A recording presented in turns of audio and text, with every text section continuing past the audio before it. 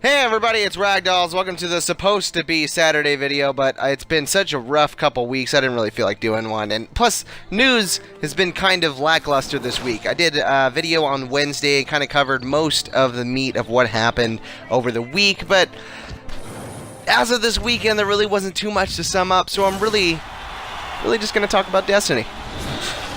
Thanks for the applause. So, this is gaming news, and today I'm talking about Destiny 2 and the current issue that's going on. If you're confused at all in any way, it's kind of a minor issue, and I figured I would feature my favorite MMO alongside of talking about Destiny 2. I don't own Destiny 2, and I don't really have plans to. It's not my kind of MMO.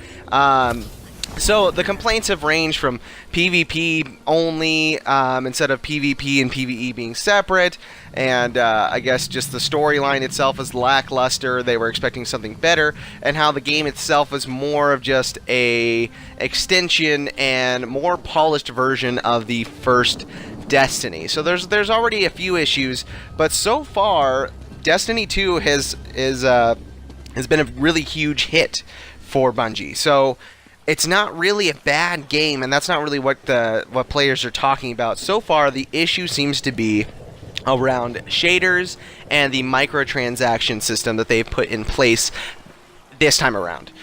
So far, it looks like microtransactions really just kind of allow you to obtain certain armor sets or allow you to put certain attachments to certain armor sets and weapon sets like elemental and other things like that.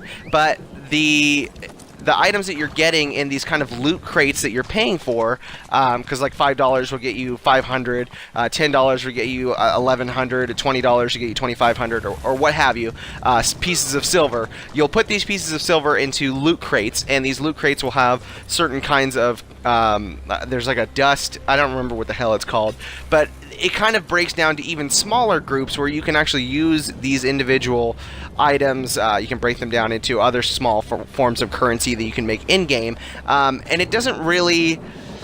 Paying for these loot crates doesn't really garner better results than just playing the game. You might actually move up just slightly, maybe increase yourself in power and level over time much faster, or not much faster, but slightly faster than just playing the game.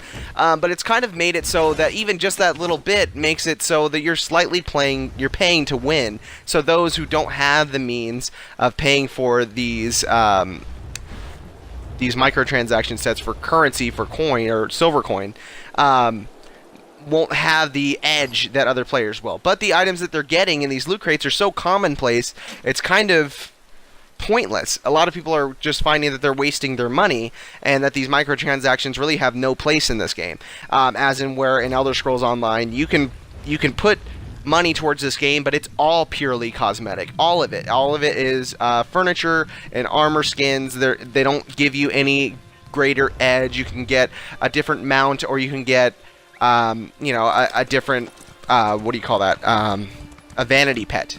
But there really isn't any greater edge of paying for the loot crates that you get here in Elder Scrolls Online. Now, Destiny 2's are kind of a waste of time. Now, the other issue is with shaders. Now, if you don't know what shaders are, in the original game, shaders were kind of like stickers that changed the look or the color of the armor set that you're wearing, but you can change them at any time. You can remove them and put them on at any time. They're with you permanently. And this time around in Destiny 2, they've made the shaders a commodity. They're a one-time consumable, so now players are finding that they're having to stockpile a number of the same shader sets if they want to keep them for later, or they feel like they want to change back to that. And the other frustrating thing is that if you apply a shader, you can't even go back to the default or what your armor originally looked like. You have to hold on to this until you find another set that changes or overwrites the original set that you're wearing. It's kind of pointless. And it's frustrating for players. The best thing about the shaders currently is that you can apply them to everything: vehicles, armor sets, I think weapons, everything now. but what's the point if you can only use it one time? If you change your mind down the road, you have to hope that you find that same set. Granted, they do drop more frequently, but what if it takes longer to find the same set and you don't, you know, what if you change to a different shader set? So it's kind of frustrating. I don't know why all these games are kind of moving to microtransactions. I believe that they're trying to follow the Grand Theft Auto 5 thing with the shark cards, but Grand Theft Auto 5 seems much more balanced than Destiny 2. You don't have to buy shark cards, but I guess now that can be debated because with all these new updates, it's getting harder and harder to obtain money than it used to be, where you just used to do heists regularly. So I don't know. Let me know what you guys think in the comments. That's the frustrating thing going on with Destiny 2. Thank you guys so much for watching, and be sure to tune in every Wednesday and Saturday. Have a good one.